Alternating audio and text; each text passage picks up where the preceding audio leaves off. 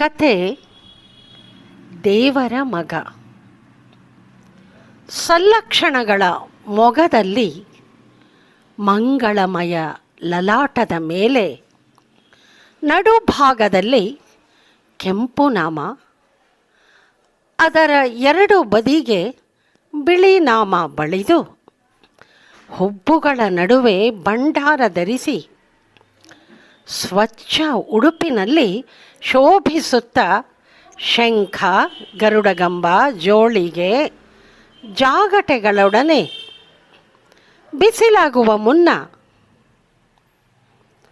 ಪಕ್ಕದ ಊರನ್ನು ಸೇರುವ ಧಾವಂತದಲ್ಲಿ ಮೂಡು ಕೆಂಪಾಗುವ ಮುನ್ನವೇ ಹೊರಟು ಬಿಟ್ಟರು ಆ ದಾಸಯ್ಯ.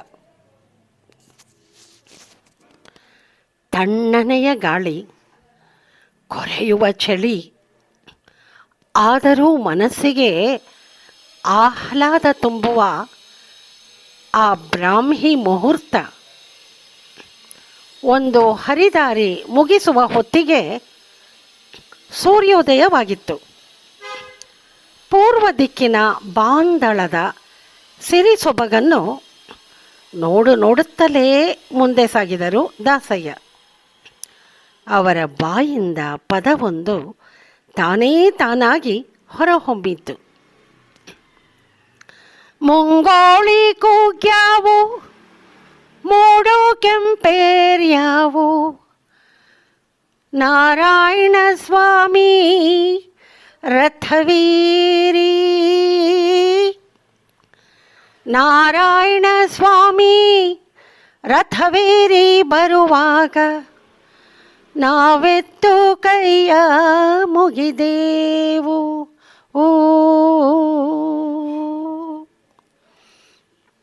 ಆ ತಂಪಾದ ಹವೆಯಲ್ಲಿ ಬಹಳ ದೂರ ನಡೆದುದು ಗೊತ್ತಾಗಲೇ ಇಲ್ಲ. ದೂರದಲ್ಲಿ ಹಸಿರು ಹೊಲಗದ್ದೆ, ನಡುವೆ ಹೆಂಚಿನ ಮನೆಗಳು ಕಣ್ಣಿಗೆ ಬಿದ್ದು ನಿಟ್ಟೆಸರು ಬಿಟ್ಟರು. ಯಾರಾದರೂ ಸಿಕ್ಕಿದರೆ ಪರಿಚಯ ಮಾಡಿಕೊಂಡು ಹಳ್ಳಿಯ ಬಗ್ಗೆ ವಿಚಾರಿಸಿಕೊಳ್ಳೋಣವೆಂದು ಅಂದುಕೊಳ್ಳುತ್ತಿದ್ದಂತೆಯೇ 6-7 ವರ್ಷದ ಬಾಲಕರಿಬ್ಬರು ಕಂಡರು. ಅವರ ಪರಿಚಯ ಮಾಡಿಕೊಳ್ಳುವ ಸ್ಥಿತಿಯಲ್ಲಿ ಅವರಿರಲಿಲ್ಲ ಬಿಡಿ.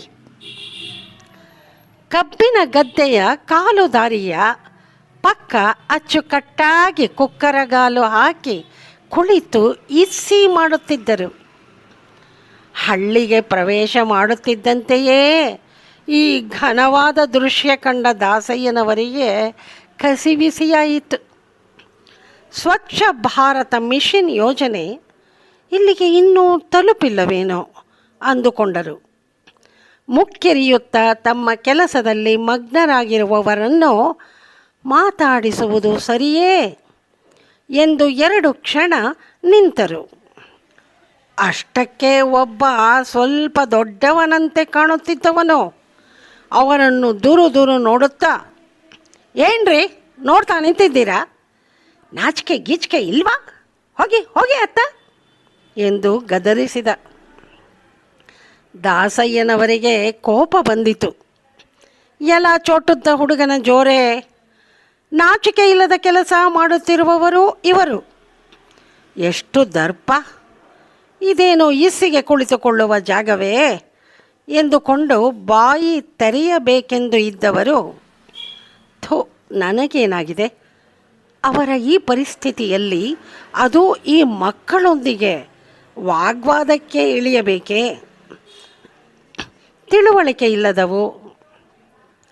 ಜೊತೆಗೆ ಈ ಊರಿನ ಸಮಾಚಾರ ಹೆಂಗೋ ಏನೋ ಗೊತ್ತಿಲ್ಲ.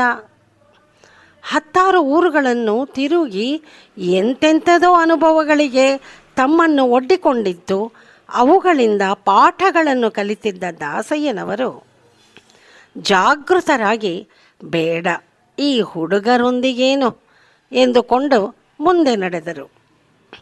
ವ್ಯಗ್ರವಾಗಲು ಅವಕಾಶ ನೀಡದೆ ಮನಸ್ಸನ್ನು ಶಾಂತಗೊಳಿಸಿ ನಸುನಗುತ್ತಾ ಊರೊಳಕ್ಕೆ ಪ್ರವೇಶ ಮಾಡುತ್ತಿದ್ದಂತೆಯೇ ಹಳೆಯದಾದ ಒಂದು ಸರ್ಕಾರಿ ಶಾಲೆಯ ಬಿಲ್ಡಿಂಗು, ಒಂದು ಆಸ್ಪತ್ರೆ, 3-4 ಪೆಟ್ಟಿಗೆ ಅಂಗಡಿಗಳು ಕಣ್ಣಿಗೆ ಬಿದ್ದವು. ಅವುಗಳ ಹಿನ್ನೆಲೆಗೆ ಎಲ್ಲಿ ನೋಡಿದರೂ ಸಮೃದ್ಧವಾದ ಹಸಿರು ಗಿಡ ಮರಗಳು ಊರಿಗೆ ಚೆಲುವು ನೀಡಿದ್ದವು. ಒಳ್ಳೆ ನಾಲಾ ಬಯಲು, ನೀರಿಗೇನೂ ಕೊರತೆ ಇಲ್ಲ. ಹಿಂದೆ ಇಲ್ಲಿಗೆ ವನವಾಸದ ಅವಧಿಯಲ್ಲಿ ರಾಮ, ಸೀತೆ, ಲಕ್ಷ್ಮಣರು ಬಂದಿದ್ದರೆಂದು ಆ ಊರಿನ ಜನ ಕತೆ ಹೇಳುತ್ತಾರೆ. ಅದಕ್ಕೆ ಸೀತಾಪುರವೆಂಬ ಹೆಸರು ಎಂದು ದಾಸಯ್ಯನವರಿಗೆ ಹೇಳಿದ್ದರು. ಬಿದಿರಿನ ತಡಿಕೆಯನ್ನು ಸುತ್ತಿ 10 ಬಿದಿರು ಕಂಬಗಳ ಮೇಲೆ ಗರಿಗಳ ಚಾವಣಿ ಹೊದಿಸಿ ತಾತ್ಕಾಲಿಕ ಹೋಟೆಲು ಎಂಬಂತಿದ್ದ ಜಾಗದಲ್ಲಿ ಮುಂದೆ ಬೀಡಿ ಸೇದುತ್ತಾ ನಿಂತಿದ್ದ ಹಿರಿಯನೊಬ್ಬ. ಅಲ್ಲಿಯೇ ಚಳಿಗೆ ಮುದುರಿಕೊಂಡು ಚಹಾ ಕುಡಿಯುತ್ತಿದ್ದ 4-6 ಜನರ ಪರಿಚಯವಾಯಿತು. ತಾವೂ ಕುಳಿತು ಬಿಸಿ ಬಿಸಿ ಚಹಾ ಗುಟುಕರಿಸಿ ದೇಹವನ್ನು ಬೆಚ್ಚಗೆ ಮಾಡಿಕೊಂಡರು ದಾಸಯ್ಯ. ಅವರ ನಗುಮೊಗ, ಪ್ರಿಯ ವಚನಗಳಿಗೆ ಅಲ್ಲಿದ್ದವರು ಮರುಳಾಗಿ ಒಳ್ಳೆಯ ಭಾವನೆ ತಳೆದರು. ಆ ಊರಿನ ಪ್ರಮುಖ ದೇವಿಯಾದ ಹುಲಿಗೆಮ್ಮನ ದೇವಾಲಯದ ಕಡೆ ನಡೆದು ದಾಸಯ್ಯ ಅಲ್ಲೇ ಪಕ್ಕದಲ್ಲೇ ಹರಿಯುತ್ತಿದ್ದ ಹೊಳೆಯಲ್ಲಿ ಮಿಂದು ಮಡಿ ಬಟ್ಟೆ ಧರಿಸಿ ದೇವಾಲಯದ ಸುತ್ತ ಇದ್ದ ಪ್ರಶಾಂತ ವಾತಾವರಣಕ್ಕೆ ಆಹ್ಲಾದಿತರಾಗಿ ಘಂಟಾನಿನಾದ ಕೇಳುತ್ತಾ ಒಳಗೆ ಅಡಿಯಿಟ್ಟರು. ಅರ್ಚಕ ರಾಗಪ್ಪಣ್ಣ ಸಂಭಾವಿತ, ಸೌಮ್ಯ ಸ್ವಭಾವದವನು. ಈಗ್ಗೆ 4 ತಿಂಗಳ ಹಿಂದೆ ಊರ ಗೌಡ ದೊಡ್ಡ ಮೀಸೆ ಹಿರಿಯಣ್ಣ ರಾಘುವೇ ಅರ್ಚಕನಾಗಬೇಕೆಂದು ಪಟ್ಟು ಹಿಡಿದು ಒಪ್ಪಿದ್ದರು. ಊರ ಜನರು ಖುಷಿಯಿಂದ ಒಪ್ಪಿಕೊಂಡಿದ್ದರು. ಅದಕ್ಕೆ ರಾಗಪ್ಪಣ್ಣನ ಸೌಮ್ಯ ವ್ಯಕ್ತಿತ್ವ, ಮಂತ್ರೋಚ್ಚಾರಣೆಯಲ್ಲಿ ಸ್ಪಷ್ಟತೆ, ದೈವಭಕ್ತಿ, ಶ್ರದ್ಧೆಗಳೇ ಕಾರಣ. ಅದಕ್ಕೆ ಹಿಂದೆ ಇದ್ದ ಅರ್ಚಕ ದೊಡ್ಡಗೌಡ್ರ ಕೊಪ್ಪಲಿನ ನಾರಣಪ್ಪನ ಪೂಜಾ ವಿಧಾನದಿಂದಾಗಿ ಜನ ಬೇಸತ್ತ ಹೋಗಿದ್ದರು. ಒಂದು ದಿವಸ ತೆಗೆದ್ರೆ ಮರುದಿವಸ ದೇವಸ್ಥಾನದ ಬಾಗಿಲು ತೆಗಿತಾನೇ ಇರಲಿಲ್ಲ.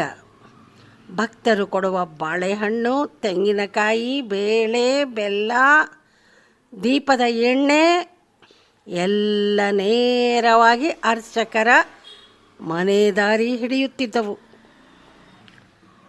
ಪೂಜೆ ಮಾಡಿಸಿದವರಿಗೆ ಒಂದು ಹೋಳು ತೆಂಗಿನಕಾಯಿ ಪಾಲು ಕೂಡ ಸಿಗುತ್ತಿರಲಿಲ್ಲ. ರಾಗಪ್ಪಣ್ಣ ಬಂದ ಮೇಲೆ ಹುಲಿಗೆವ್ವ ತಾಯಿಗೆ ತೃಪ್ತಿಯಾಗಿ ಪೂಜೆ ಸಾಂಗೋಪಾಂಗವಾಗಿ ನಡೆಯುತ್ತಿದೆ. ಅಲಂಕಾರವಂತೂ ಜನಗಳ ಕಣ್ಣು ತುಂಬುವಂತಿರುತ್ತದೆ. ಅಮ್ಮನವರ ತುಂಬು ಮುಖ, ಕರುಣೆ ತುಂಬಿದ ವಿಶಾಲ ಕಣ್ಣುಗಳು, ಅಗಲವಾದ ಕೆಂಪು ಕುಂಕುಮ, ವಜ್ರದ ನತ್ತು, ಹೊನ್ನಿನ ಕಿರೀಟ, ಪ್ರಶಾಂತ ಮುಖಮುದ್ರೆ, ಭಕ್ತರಿಗೆ ಅಭಯ ಹಸ್ತ ತೋರುತ್ತಿರುವ ಭಂಗಿ ನೋಡುತ್ತಾ ದಾಸಯ್ಯನವರಿಗೆ ಧನ್ಯರಾದಂತೆ ಎನಿಸಿತು. ದೇವಿಗೆ ನಮಸ್ಕರಿಸಿ 5 ನಿಮಿಷ ಕಣ್ಮುಚ್ಚಿ ನಿಂತರು. ದಾಸಯ್ಯನವರನ್ನು ನೋಡುತ್ತಲೇ ರಾಗಪ್ಪಣ್ಣನಿಗೆ ಅವರ ಊರಿಗೆ ಹೊಸಬರೆಂದು ತಿಳಿಯಿತು. ಅವರ ತೇಜಸ್ಸು, ಗಾಂಭೀರ್ಯಕ್ಕೆ ಮಾರು ಹೋಗಿ ವಿಶೇಷ ವ್ಯಕ್ತಿತ್ವ ಎಂದು ಮನದಲ್ಲೇ ತರ್ಕಿಸಿದ ರಾಗಪ್ಪಣ್ಣ ಅರ್ಚಕರ ಶ್ರದ್ಧಾಭರಿತ ಪೂಜೆಗೆ ದಾಸಯ್ಯನವರೂ ಮನಸೋತರು. ಭಕ್ತರೆಲ್ಲ ನಿರ್ಗಮಿಸಿದ ಮೇಲೆ ದೇವಿಗೆ ಅಡ್ಡ ಬಿದ್ದು ಶಂಖ ಊದಿ ಜಾಗಟೆ ಬಾರಿಸಿ ಕೈ ಮುಗಿದು ಭಕ್ತಿಯಿಂದ ಮತ್ತೆ ಕಣ್ಣುಮುಚ್ಚಿದರು. ಬಾಯಿಂದ ದೇವಿಯ ಶಕ್ತಿ, ಅವತಾರ ಲೀಲೆಗಳನ್ನು ಬಣ್ಣಿಸುವ ಗೀತೆಯೊಂದು ಲಹರಿಯಾಗಿ ಅವರ ಬಾಯಿಂದ ನಿರರ್ಗಳವಾಗಿ ಹರಿಯತೊಡಗಿದಾಗ ರಾಗಪ್ಪಣ್ಣ ಮೂಕವಿಸ್ಮಿತರಾದರು. ಅದುವರೆಗೂ ಇಲ್ಲದ ದಿವ್ಯ ಸುಗಂಧವೊಂದು ಅಲ್ಲಿ ಹರಡಿಕೊಂಡಂತೆ ಭಾಸವಾಯಿತು. ಹಾಡು ನಿಂತಾಗ ಕಣ್ಮುಚ್ಚಿ ಕೇಳುತ್ತಿದ್ದ ರಾಗಪ್ಪಣ್ಣ ಘಕ್ಕನೆ ಕಣ್ಣು ಬಿಟ್ಟು, ಅಬ್ಬಾ, ಏನು ಚೆನ್ನಾಗಿ ಹಾಡಿದ್ದೀರಿ ಸ್ವಾಮಿ, ನೀವು ಹಾಡುತ್ತಲೇ ಇರಬೇಕು, ನಾನು ಕೇಳುತ್ತಲೇ ಇರಬೇಕು ಅನ್ನಿಸ್ತಾ ಇದೆ. ಇವತ್ತು ಆ ತಾಯಿಗೆ ತುಂಬ ಆನಂದವಾಗಿರ್ತದೆ ಬಿಡ್ರಿ ಎಂದರು. ದಾಸಯ್ಯನವರು, ಅಷ್ಟೊಂದು ಹೊಗಳಬೇಡಿ, ಸಾಧಾರಣವಾಗಿ ಹಾಡಿದೆ ಅಷ್ಟೇ ಎಂದರು. ಹೊಸಬರೆಂದು ಕಾಣುತ್ತದೆ. ತಾವು ಇಲ್ಲೇ ಇದ್ದು ವಾರಕ್ಕೊಮ್ಮೆಯಾದರೂ ಬಂದು ದೇವಿಯ ಮುಂದೆ ಹಾಡಿ ಆ ಸಂಗೀತ ಸುದೆ ನಮ್ಮ ಕಿವಿಗಳಿಗೂ ಬೀಳಲಿ ಎಂದರು ಅರ್ಚಕರು. ರಾಗಪ್ಪಣ್ಣ, ದಾಸಯ್ಯ ಇಬ್ಬರು ಎಷ್ಟೋ ವರ್ಷಗಳಿಂದ ಆಪ್ತರಂತೆ ಎಷ್ಟೋ ವಿಚಾರಗಳನ್ನು ವಿನಿಮಯ ಮಾಡಿಕೊಂಡರು. ಕಾರ್ತಿಕ ಮಾಸದ ಹುಣ್ಣಿಮೆಯೆಂದು ನಡೆಯುವ ದೇವಿ ಉತ್ಸವ, ಜಾತ್ರೆ ಬಗ್ಗೆ ಊರಿನ ಜನಗಳು, ಅಲ್ಲಿಯ ಕೃಷಿ ಚಟುವಟಿಕೆಗಳು, ಮಳೆ ಇತ್ಯಾದಿಗಳ ಬಗ್ಗೆ ಆತ್ಮೀಯವಾಗಿ ಹೇಳಿದರು. ಎಲ್ಲಿ ಉಳಿದುಕೊಂಡಿದ್ದೀರಿ ದಾಸಣ್ಣ ಎಂದು ವಿಚಾರಿಸಿದಾಗ, ನನಗ್ಯಾವ ನೆಂಟರು ಮನೆ ಸ್ವಾಮಿ, ಇಲ್ಲಿ ಯಾವುದಾದರೂ ಊರ ಹೊರಗಿನ ಹಳೆ ಮಂಟಪವಾದರೂ ನಡೆದೀತು, ನನಗೇನು ಎಂದರು. ಅರ್ಚಕರು, ಛೇ ಹಾಗೇಕೆ, ಬನ್ನಿ ನಮ್ಮ ಮನೆಯಲ್ಲಿರಿ. ಒಳಗೆ ಮಲಗಲು ಸಂಕೋಚವಾದರೆ ನಮ್ಮ ಮನೆಯ ಜಗಲಿಕಟ್ಟೆ ವಿಶಾಲವಾಗಿದೆ, ಅಲ್ಲಿಯಾದರೂ ಮಲಗಬಹುದಲ್ಲ ಎಂದು ಬಲವಂತವಾಗಿ ಒಪ್ಪಿಸಿದರು. ರಾಗಪ್ಪಣ್ಣನಂತಹ ಸ್ನೇಹಿತರು ವಿರಳ ಎಂದುಕೊಂಡರು ದಾಸಯ್ಯ. ಆ ಊರಿನಲ್ಲಿ 10 ದಿನ ಕಳೆಯುವುದರೊಳಗಾಗಿ ದಾಸಯ್ಯನವರು ಎಲ್ಲರಿಗೂ ಚಿರಪರಿಚಿತರಾಗಿ ಬಿಟ್ಟರು. ವಿಶೇಷ ಗೌರವದಿಂದ ಜನ ಮಾತಾಡಿಸಲಾರಂಭಿಸಿದರು. ಲೇ ಬಡ್ಡಿ ಮುಂಡೆ, ಮುಂಗೋಳಿ ಕೂಗಾಯ್ತು, ಅದೆಂಥ ದೆವ್ವದಂತ ನಿದ್ದೆಯೇ ನಿಂಗೆ? ಮಾಯಾಂಗ್ನೆ, ಏಳೆ ಮ್ಯಾಕೆ, ಏಳೆ, ಮದುವೆ ಆಗಿ 2 ವರ್ಷ ಆದರೂ ಒಂದು ಮಗ ಅಂತ ಹಡಿಲಿಲ್ಲ ಕಂತ್ರಿ ಮುಂಡೆ. ಗಂಡನ ಮಗಳಾಗೆ ಬಿದ್ಕೊಂಡು ಏನು ಕಿಸಿತಿದ್ದೆ ಚಿನಾಲಿ? ಒಂದು ಚಂದದ ಮಗ ಹಡಿಬಾರ್ದ? ನಿಂದು ಒಂದು ಜನ್ಮನ? ಹ್ಞೂ, ನಿಂಗೆ ಹಿಂಗೆ ಹೇಳಿದ್ರೆ ಆಗಕ್ಕಿಲ್ಲ ತಡಿ, ತತಾರ್ಲ ಅಲ್ಲಿ ನೆಗ್ಗಿಲ್ ಮುಳ್ಳಿನ ಬರ್ಲು ಬಿಗಿದ್ರೆ 4 ಹೇಳ್ತಾಳೆ ಮ್ಯಾಲೆ. ಮನೆ ಮುಂದೆ ಸಗಣಿ ನೀರು ಹಾಕಿ ರಂಗೋಲಿ ಹಾಕಿ ಹೇಳೆ ಸೋಪ್ನಾತಿ ಎಂದು ಮುಳ್ಳಿನ ಬರಳಿನಿಂದ ಮಲಗಿದ್ದ ಸೊಸೆಗೆ 4 ರಪ ರಪ ಬಡಿದಳು. ಇದು ಆ ಊರಿನ ಗಡಸುಗಾತಿ ಮಹಾಘಾಟಿ ಎನಿಸಿಕೊಂಡ ರುದ್ರವ್ವನ ಪಾಪದ ಹೆಣ್ಣು ಮಗು ಸೀತೆ ಇವಳಿಗೆ ಸೊಸೆಯಾಗಿ ಸಿಕ್ಕಿ ಹಾಕಿಕೊಂಡಿದ್ದಾಳೆ. ಈ ಹೊತ್ತಿನಲ್ಲಿ ಯಾರೇ ಆ ಮನೆ ಮುಂದೆ ಹಾದು ಹೋದರೂ ಈ ಸುಪ್ರಭಾತ ಕಿವಿಯ ಮೇಲೆ ಬಿದ್ದೇ ಬೀಳುತ್ತದೆ.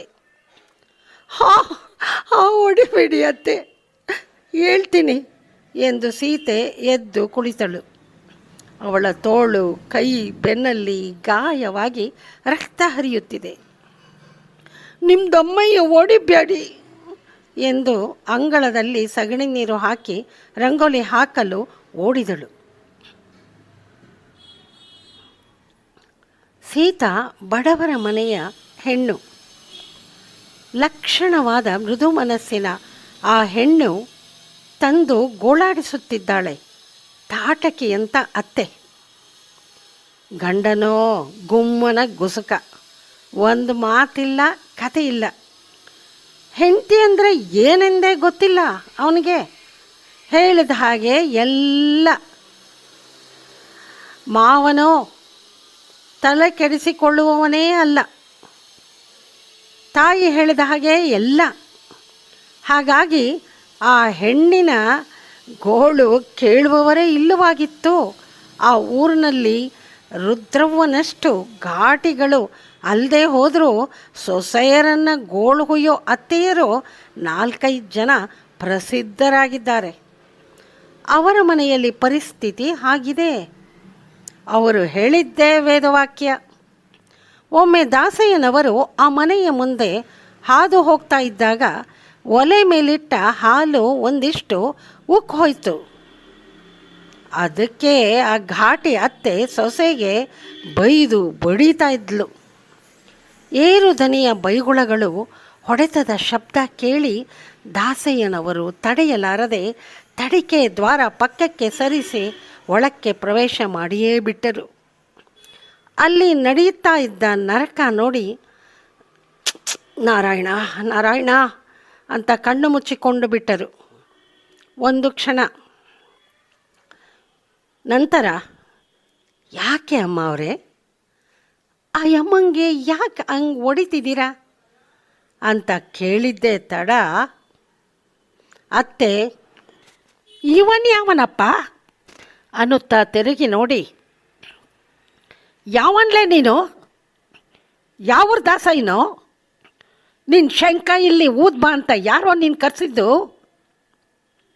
ನನ್ನ ಸೊಸೆಗೆ ನಾನು ಹೊಡೆದ್ರೆ ನಿಂಗೇನು ಅಂತ? ಸುಮ್ಮನೆ ನಿನ್ನ ದಾರಿ ಹಿಡ್ಕೊಂಡು ಹೋಗ್ತಾ ಇರು. ಹೊಸ್ಬ ಇರಬೇಕು ಈ ಊರಿಗೆ ಅಂತ ಕಾಣ್ತೈತೆ. ಕೈ ಕಾಲು ಮುರಿದು ಊರಿನ ಬಾಗಿಲಿಗೆ ನೇತಾಕ್ತೀವಿ ಸರ್ ಎಂದು ನೆಗ್ಗಿಲು ಮುಳ್ಳಿನ ಬರಲು ತೋರಿಸಿದಳು. ದಾಸಯ್ಯನವರು ಇಂಥ ಒರಟು ಬುದ್ಧಿಯ ಪಾತಕ ಮನಸ್ಸಿನ ಹೆಂಗಸನ್ನು ಹೆಚ್ಚು ನೋಡಿರಲಿಲ್ಲ. ಪಾಪ ಆ ಹೆಣ್ಣು ಮಗ ನರಳುವುದು ನೋಡೋಕ್ಕಾಗಲಿಲ್ಲ. ನೆಕ್ಕಿಲ ಮುಳ್ಳು ಪೊರಕೆಯ ಸೇವೆ ಆಗಿ ಮೈಯಲ್ಲಿ ಅಲ್ಲಲ್ಲೇ ರಕ್ತ ಬರುತ್ತಿತ್ತು. ದಾಸಯ್ಯನವರು ತಡಿಲಾರದೆ, ಹೋಗಲಿ ಬಿಡಿ ಸಾಕು, ಏನಂತ ತಪ್ಪು ಮಾಡ್ತು ಆ ಹೆಣ್ಣು ಎಂದರು ಧೈರ್ಯ ಮಾಡಿ. ಏಯ್, ಒಕ್ಕಿಯೋ ಇಲ್ಲೋ ಮುಚ್ಕೊಂಡು, ಒಕ್ಕಿಯೋ ಇಲ್ವೋ ಆಚೆಗೆ, ನನ್ನ ಕೈಯಲ್ಲಿ ಏನೈತೆ ನೋಡಿದ್ದೀ ತಾನೆ ಎಂದು ಪೊರಕೆ ತೋರಿಸಿದಳು. ಅಷ್ಟೊತ್ತಿಗೆ ಪಕ್ಕದ ಮನೆ ಸುಬ್ಬಿ ಒಳಕ್ಕೆ ಬಂದು, ರುದ್ರವ್ವ, ಈ ದಾಸಯ್ಯನವರು ಬಹು ಒಳ್ಳೆಯವರು, ಬೈಬೇಡಿ.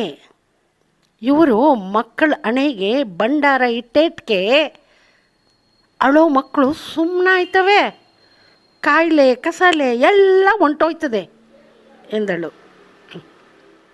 ರುದ್ರವ್ವ ಮತ್ತಷ್ಟು ಕೂಗಿದಳು, ಲೇ ಸುಬ್ಬಿ, ನಿಂತ್ಕೊಳ್ಳೆ ಸುಮ್ಮನೆ.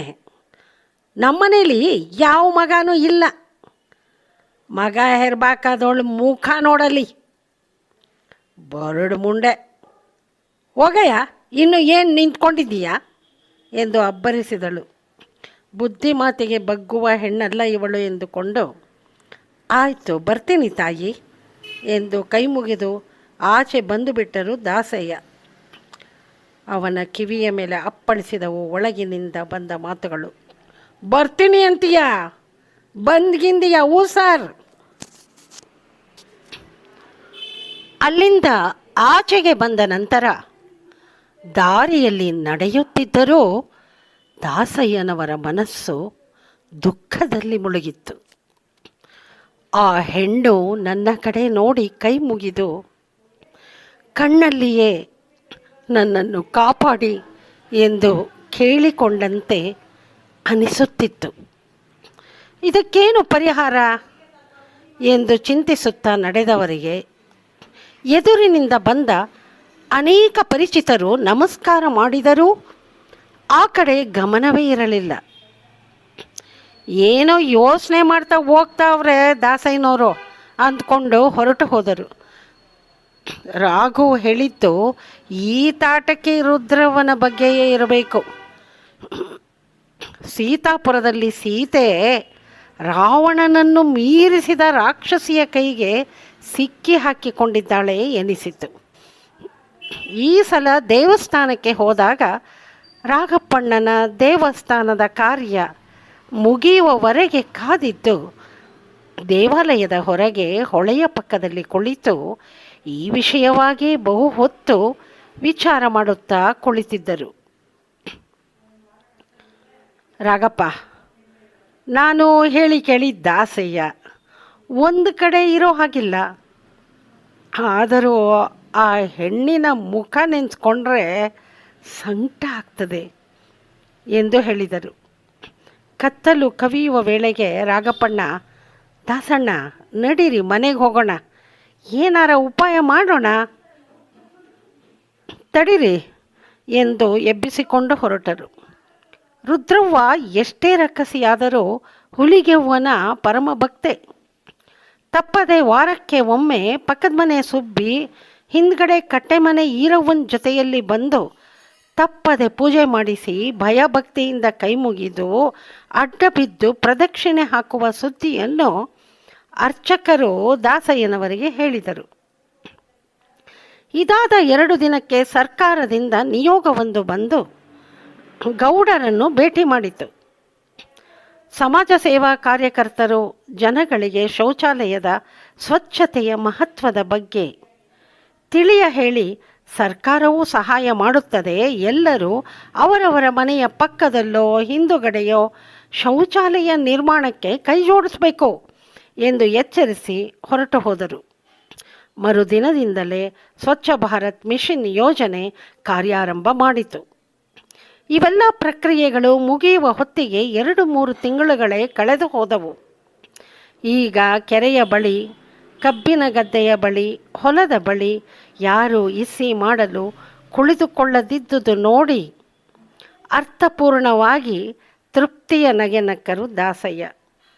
ಒಮ್ಮೆ ದಾಸಯ್ಯನವರ ಸ್ನೇಹಿತನೊಬ್ಬ ಸಿಕ್ಕು, ದಾಸಯ್ಯನ ವೃತ್ತಿಯಲ್ಲಿರೋರು ಹೀಗೆ ಒಂದೇ ಕಡೆ ನೆಲೆ ನಿಲ್ಲಬಾರ್ದು ಅಲ್ವೇ ಎಂದು ಕೇಳಿದರು. ಆಗ ದಾಸಯ್ಯನವರು, ನಿಯಮಗಳಿಗಿಂತ ನನಗೆ ಮಾನವೀಯತೆ ದೊಡ್ಡದು, ತಪ್ಪಾಗಿದ್ದರೆ ಆ ತಿರುಪ್ತಿ ತಿಮ್ಮಪ್ಪ ಕ್ಷಮಿಸ್ತಾನೆ ಬಿಡಿ ಎಂದಿದ್ರು. ಕಾರ್ತೀಕ ಶುದ್ಧ ಪೌರ್ಣಮಿ ಸಮೀಪಿಸುತ್ತಿತ್ತು. 7 ದಿನಗಳು ಹುಲಿಗೆವ್ವನ ಜಾತ್ರೆಗೆ ಸಮಯ ಉಳಿದಿತ್ತು. ಊರಿನಲ್ಲಿ ಸಿದ್ಧತೆಗಳೆಲ್ಲ ಭರದಿಂದ ನಡೆಯುತ್ತಿತ್ತು. ಆ ದಿನ ರುದ್ರವ್ವ ಒಳ್ಳೆ ದೊರೆಸಾನಿ ಹಾಗೆ ರೇಷ್ಮೆ ಸೀರೆ ಉಟ್ಟು ಒಡವೆಗಳನ್ನ ಹೇರ್ಕೊಂಡು ಪಕ್ಕದ ಮನೆ ಸುಬ್ಬಿ ಹಿಂದ್ಗಡೆ ಕಟ್ಟೆಮನೆ ಈರವ್ವನ ಜೊತೆಗೆ ಪ್ರತಿ ವಾರದಂತೆ ಪೂಜಾ ಪರಿಕರಗಳನ್ನು ಹಿಡಿದು ದೇವಸ್ಥಾನಕ್ಕೆ ಬಂದಳು. ತಗೊಳ್ಳಿ ಅರ್ಚಕರೇ, ತೆಂಗಿನಕಾಯಿ, ಬಾಳೆಹಣ್ಣು, ಹೂವು, ಸಂದಾಗಿ ಪೂಜೆ ಮಾಡಿ ಎಂದಳು.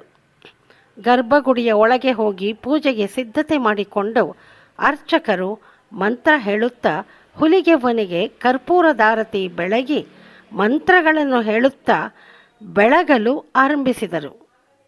3 ಜನರು ಕೈ ಜೋಡಿಸಿ ನಿಂತಿದ್ದರು. ಹೆಚ್ಚು ಜನರು ಇರಲಿಲ್ಲ. ಕೆಲವರು ಬಂದು ಸುಮ್ಮನೆ ಕೈ ಮುಗಿದು ಅಡ್ಡ ಬಿದ್ದು ಹೊರಟು ಹೋಗುತ್ತಿದ್ದರು. ಇದ್ದಕ್ಕಿದ್ದ ಹಾಗೆ ಮೇಲೆ ಕಟ್ಟಿದ್ದ ದೊಡ್ಡ ಗಂಟೆ ತಾನಾಗಿ ಜೋರಾಗಿ ಬಡಿದುಕೊಳ್ಳಲಾರಂಭಿಸಿತು. ಇದ್ದಕ್ಕಿದ್ದ ಹಾಗೆ ಯಾರೋ ಗರ್ಜಿಸಿದ ಹಾಗೆ ಶಬ್ದ. ಗಕ್ಕನೆ ಕಣ್ಣು ಬಿಟ್ಟ ರುದ್ರವ್ವ ಮತ್ತು ಉಳಿದವರು ನಡುಗಲಾರಂಭಿಸಿದರು. ಅರ್ಚಕರು, ಇದೇನಪ್ಪ, ಗಂಟೆ ತಾನಾಗಿ ಬಡಿದುಕೊಳ್ತಾ ಇದೆ, ಆರತಿ ದೀಪನೂ ಆರು ಹೋಯ್ತಲ್ಲ, ಅಯ್ಯೋ ಹುಲಿಗೆವ್ವ, ಏನಾರ ತಪ್ಪು ಮಾಡಿದರೆ ಕ್ಷಮಿಸವ್ವ ಎಂದು ಕೆನ್ನೆ ಬಡಿದುಕೊಳ್ಳುತ್ತಿದ್ದಾರೆ. ಹುಲಿಗೆವ್ವನ ಸನ್ನಿಧಿಯಿಂದ ಜೋರಾಗಿ ಶಬ್ದ ಕೇಳಲಾರಂಭಿಸಿತು. ಅರ್ಚಕರೇ, ನಾನು ಹುಲಿಗೆವ್ವ ಮಾತಾಡ್ತಾ ಇರೋದು. ಆ ರುದ್ರವ್ವನ ತೆಂಗಿನಕಾಯಿ, ಕರ್ಪೂರ, ಹೂವು ಯಾವು ನನಗೆ ಬೇಡ. ಅವಳು ಪಾಪ ಆಚರಿಸ್ತಾ ಇದ್ದಾಳೆ. ಇನ್ಮೇಲೆ ದೇವಸ್ಥಾನದ ಹತ್ರ ಬಂದರೆ ರಕ್ತ ಕಾರ್ಕೊಂಡು ಸಾಯ್ತಾಳೆ. ರುದ್ರವ್ವ ಬೆದರಿ ಬೆಚ್ಚಿ ಹೋದಳು. ಅಮ್ಮ, ಏಸೋ ವರ್ಷಗಳಿಂದ ಪೂಜೆ ಮಾಡ್ಕೊಂಡು ಬಂದಿದ್ದೀನಿ ಕಣವ್ವ, ಯಾಕೆ ತಾಯಿ ಈ ಕೋಪ, ಏನೇ ತಪ್ಪು ಮಾಡಿದ್ರು ಕ್ಷಮಿಸವ್ವ ಎಂದು ನಡುಗುತ್ತಾ ಕೈ ಮುಗಿಯುತ್ತಾ ನಿಂತಳು. ಮತ್ತೆ ದನಿ ಸಿಡಿಲಿನಂತೆ ಮೊಳಗಿತ್ತು. ಏಯ್, ಅಂತ ಒಳ್ಳೆ ಸೊಸೆನ ಗೋಳು ಹೊಯ್ಕೊಳ್ತಾ ಇದ್ದೀಯಲ್ಲ, ತಪ್ಪಲ್ವಾ ಅದು? ಇದೇ ಕೊನೆ. ಇನ್ನೊಂದು ಬೈಗುಳ ಬೈಯೋದಾಗಲಿ ಏಟ್ ಕೊಡೋದಾಗಲಿ ಮಾಡಿದರೆ ಆ ನೆಗ್ಗಿಲ್ ಮುಳ್ಳು ಬರಲು ನಿನಗೆ ಹೊಡೆಯೋ ಹಂಗೆ ಮಾಡ್ತೀನಿ. ರಕ್ತ ರಕ್ತ ಕಾರ್ಕೊಂಡು ಸಾಯ್ತೀಯ ಸರ್. ರುದ್ರವ್ವ, ತಪ್ಪಾಯ್ತು ನನ್ನ ತಾಯಿ, ತಪ್ಪಾಯ್ತು. ನಮ್ಮ ಅತ್ತೆನೂ ಹಂಗೆ ಮಾಡ್ತಿದ್ಲು. ಹಂಗೆ ಮಾಡಿದರೆ ಅತ್ತೆಗೆ ಬೂಸ್ನ ಅಂತ ಅಂದ್ಕೊಂಡಿದ್ದೆ. ಕ್ಷಮಿಸವ್ವ. ನನ್ನ ಸೊಸೆನ ಇನ್ಮ್ಯಾಕೆ ಮುತ್ತಂಗೆ ನೋಡ್ಕೋತೀನಿ. ಒಂದು ವಂಶದ ಕೊಡಿ ಕರುಣಿಸು ತಾಯಿ ಎಂದು ಉದ್ದಕ್ಕೆ ಮಲಗಿ ಸಾಷ್ಟಾಂಗ ನಮನ ಮಾಡಿದಳು. ಮತ್ತೆ ಮೊಳಗಿತು ದೇವಿಯ ದನಿ. ಮೊದಲು ಒಳ್ಳೆಯವಳಾಗು, ಎಲ್ಲ ಒಳ್ಳೆಯದೇ ಆಯ್ತದೆ. ಊರಲ್ಲಿರೋ ಎಲ್ಲರೂ ಇದನ್ನ ತಿಳ್ಕೊಳ್ಳಿ. ಇಲ್ದಿದ್ರೆ ಕೆಟ್ಟವ್ರನ್ನೆಲ್ಲ ಬಲಿ ತಗೋತೀನಿ ಎಂದಿತು. ಗಂಟೆ ಶಬ್ದ ನಿಂತಿತು. ರುದ್ರವ್ವ, ಸುಬ್ಬಿ, ಈರವ್ವ ಬೆಪ್ಪಾಗಿ ಹೋಗಿದ್ದರು. ರಾಗಪ್ಪಣ್ಣ, ಇನ್ನು ಮೇಲೆ ಆ ಹೆಣ್ಣುಗಳನ್ನ ಗೋಳುಕೋಬೇಡ್ರಿ. ಯಾರು ನಿಮ್ಮ ಮನೆ ಬೆಳಗಾಕೆ ತಾನೇ ಬಂದಿರೋದು. 2 ವರ್ಷ ಆಗೈತೆ, ಇನ್ನೂ ಮದುವೆಯಾಗಿ ಮಗ ಆಯ್ತದ ಹೋಗಿ ಎಂದು ಸಮಾಧಾನ ಹೇಳಿದ. ಗರ್ಭಗುಡಿಯ ಸುತ್ತ 9 ಪ್ರದಕ್ಷಿಣೆ ಹಾಕಿ ನವಗ್ರಹಗಳ ಸುತ್ತು ಕೆನ್ನೆ ಬಡಿದುಕೊಂಡು 9 ಸುತ್ತು ಸುತ್ತಿದರು. ರುದ್ರವ್ವ, ಸುಬ್ಬಿ, ಈರವ್ವ ತಮಗಾದ ಈ ಅದ್ಭುತ ಅನುಭವಗಳನ್ನು ಹೇಳಿದ್ದು. ಊರೆಲ್ಲ ಭಯದಲ್ಲಿ ಪಿಸುಗುಡಲಾರಂಭಿಸಿತು. ಒಟ್ಟಿನಲ್ಲಿ ಅತ್ತೆಯ ಕಾಟದಿಂದ ಹಿಂಸೆ ಪಡುತ್ತಿದ್ದ ಸೊಸೆಯರೆಲ್ಲ ಸೀತಾಪುರದಲ್ಲಿ ಅತ್ತೆಯರಿಂದ ತಾಯಿಯ ಮಮತೆಯ ಸೌಭಾಗ್ಯ ಉಣ್ಣಲಾರಂಭಿಸಿದರು. ಇದಾದ ಮೇಲೆ ಜಾತ್ರೆ ವಿಜೃಂಭಣೆಯಿಂದ ನೆರವೇರಿತು. ಆ ಉತ್ಸವದ ಸಂದರ್ಭದಲ್ಲಿ ದಾಸಯ್ಯನವರ ಗಾನ ಸುಧೆ ಆಲಿಸಿ ಜನರೆಲ್ಲ ಖುಷಿಪಟ್ಟರು.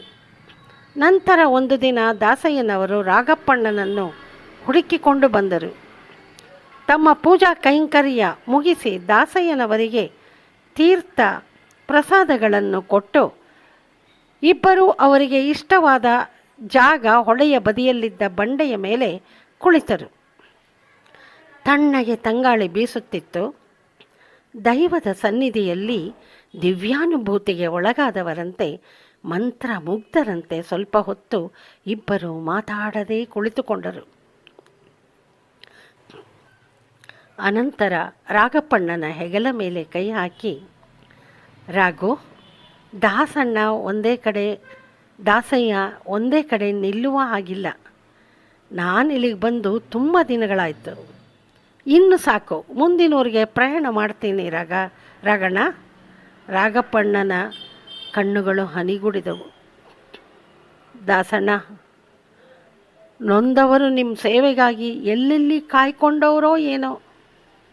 ಇರಿ ಅಂತ ನಾನು ಬಲವಂತ ಮಾಡಿದ್ರು ನೀವು ಇರೋದಿಲ್ಲ ಅಂತ ನಂಗೆ ಗೊತ್ತು. ನಮ್ಮನ್ನು, ಈ ಊರನ್ನು ಮರಿಬ್ಯಾಡಿ ಎಂದು ದಾಸಯ್ಯನವರ ಕೈಗಳನ್ನು ಹಿಡಿದುಕೊಂಡರು. ನೀವು ನನ್ನೊಳಗೆ ಸದಾ ಇದ್ದೀರ. ನಿಮ್ಮನ್ನು ಮರೆಯೋಕ್ಕೆ ಸಾಧ್ಯವೇ? ನಿಮ್ಮನ್ನು ನೋಡೋಕ್ಕೆ ಅಂತ ಮತ್ತೆ ಖಂಡಿತ ಬಂದೇ ಬರ್ತೀನಿ ಎಂದು ಹೇಳಿ ಕೈಗಳನ್ನು ಬಿಡಿಸಿಕೊಂಡು ಗರುಡಗಂಬ, ಜೋಳಿಗೆ, ಜಾಗಟೆ ಕೈಯಲ್ಲಿ ಹಿಡಿದು ಹೊರಟೇ ಬಿಟ್ಟರು ದಾಸಯ್ಯನವರು. ರಾಗಪ್ಪಣ್ಣ, ನೀನು ದೇವರ ಮಗನಪ್ಪ ಎಂದು ಮನಸ್ಸಿನಲ್ಲೇ ಅಂದುಕೊಂಡರು. ಕಾಲ ಯಾರಿಗೂ ಕಾಯುವುದಿಲ್ಲ. ಅನೇಕ ತಿಂಗಳುಗಳೇ ಕಳೆದವು. ರಾಗಪ್ಪಣ್ಣ ಹೊಳೆಯ ಪಕ್ಕದ ಬಂಡೆಯನ್ನು ನೋಡಿದಾಗಲೆಲ್ಲ ದಾಸಣ್ಣನವರನ್ನು ನೆನೆಸಿಕೊಳ್ಳುತ್ತಿದ್ದ. ಒಂದು ದಿನ ಪೂಜೆಯ ಕೆಲಸ ಮುಗಿಸಿ ದೇವಾಲಯದ ಮುಂಬಾಗಿಲಿಗೆ ಬೀಗ ಹಾಕಿ ಮನೆಗೆ ಹೊರಡುವ ತವಕದಲ್ಲಿದ್ದರು ರಾಗಪ್ಪಣ್ಣ. ಸಂಜೆಯ ನಸುಗತ್ತಲು ಯಾರೋ ದೂರದಲ್ಲಿ ಬರುವುದು ಕಂಡಿತು. ಹತ್ತಿರ ಬಂದಾಗ ರಾಗಪ್ಪಣ್ಣನ ಮುಖ ಅರಳಿತು. ಓ ದಾಸಣ್ಣವರು, ಬನ್ನಿ ಬನ್ನಿ. ತುಂಬ ಸಂತೋಷ ಆಗಿದೆ. ಬನ್ನಿ ನಮ್ಮ ಜಾಗದಲ್ಲೇ ಕೂತ್ಕೊಂಡು ಮಾತಾಡೋಣ. ಅಥವಾ ಕತ್ಲಾಗ್ತಾ ಬಂತು ದಾಸಣ್ಣ, ಮನೆಗೆ ಹೊರಟು ಬಿಡೋಣ ಎಂದರು. ದಾಸಣ್ಣನವರು, ಇಲ್ಲ ರಾಘು, ಒಂದು 5 ನಿಮಿಷ ಆ ಬಂಡೆಯ ಮೇಲೆ ಕುಳಿತರೆ ಸಮಾಧಾನ. ಸರಿ ಬನ್ನಿ, ಅದಕ್ಕೇನಂತೆ ಎನ್ನುತ್ತಾ ಬಂಡೆಯ ಬಳಿಗೆ ನಡೆದರು. ಉಭಯ ಕುಶಲೋಪರಿ ಸಂಭಾಷಣೆಯಾಯಿತು. ಹಾಗೆ ಮಾತಾಡುತ್ತಿರುವಾಗ ರಾಘಪ್ಪಣ್ಣ ಏನೋ ನೆನೆಸಿಕೊಂಡವರಂತೆ, ದಾಸಣ್ಣ, ಸೀತೆಗೆ 2 ಅವಳಿ ಜವಳಿ ಮಕ್ಕಳು, 3 ತಿಂಗಳಾಯ್ತಪ್ಪ. ಲವ ಕುಶ ಅಂತ ಹೆಸರು ಕಟ್ಟಿದ್ದಾರೆ. ಏನು ಚೆಂದಾಗವೆ ಮಕ್ಕಳು ಎಂದರು. ದಾಸಣ್ಣನವರ ಮುಖ ಅರಳಿತು. ಅವರು ತುಂಬ ನಗುತ್ತಾ, ಎಂಥ ಒಳ್ಳೆ ಸುದ್ದಿ ಹೇಳಿದ್ರಿ ರಾಘಪ್ಪಣ್ಣ, ಪಾಪ ಒಳ್ಳೆ ಹೆಣ್ಣು ಅದು ಎಂದರು. ಎಲ್ಲ ನಿಮ್ಮ ಕೃಪೆ ಅಲ್ವೇ ರಾಘು. ಛೇ ಹಾಗೆನ್ಬೇಡಿ, ಆ ತಾಯಿ ಹುಲಿಗೆವನ ದಯೆ ಎಲ್ಲ ಎಂದರು. ಇನ್ನೊಂದು ಸುದ್ದಿ ಹೇಳ್ತೇನೆ ಕೇಳಿ. ರುದ್ರವ್ವ ಅಂತ ಇದ್ಲಂತೆ. ಆ ದಾಸಯ್ಯ ಊರು ಬಿಟ್ಟು ಹೋದ, ಎಲ್ಲ ಒಳ್ಳೆಯದಾಯಿತು ಅಂತ ಎಂದು ರಾಘಪ್ಪಣ್ಣ ಅನ್ನುತ್ತಿದ್ದಂತೆ ದಾಸಯ್ಯ ಜೋರಾಗಿ ನಗಲಾರಂಭಿಸಿದರು. ರಾಘಪ್ಪಣ್ಣನ ನಗುವು ಅದರೊಳಗೆ ಸೇರಿ ಹೋಯಿತು. ನಗು ನಿಂತ ಮೇಲೆ ರಾಘಪ್ಪಣ್ಣ ಆ ಮಾತು ಕೇಳಿದ 4-6 ಜನ ರುದ್ರವನಿಗೆ ಛೀಮಾರಿ ಹಾಕಿ, ಆ ಮಹಾರಾಯ ಬಂದು ಹೋದ ಮೇಲೆ ನಮ್ಮ ಊರಿಗೆ ಹಿಡಿದಿದ್ದ ಗ್ರಹಣ ಬಿಟ್ಟು ಹೋಗಿ ಎಲ್ಲ ಸುಖವಾಗಿದ್ದೀವಿ ತಿಳ್ಕೊ ಅಂತ ತಿಳಿ ಹೇಳಿದರಂತೆ ಎಂದರು. ನಮಸ್ಕಾರ.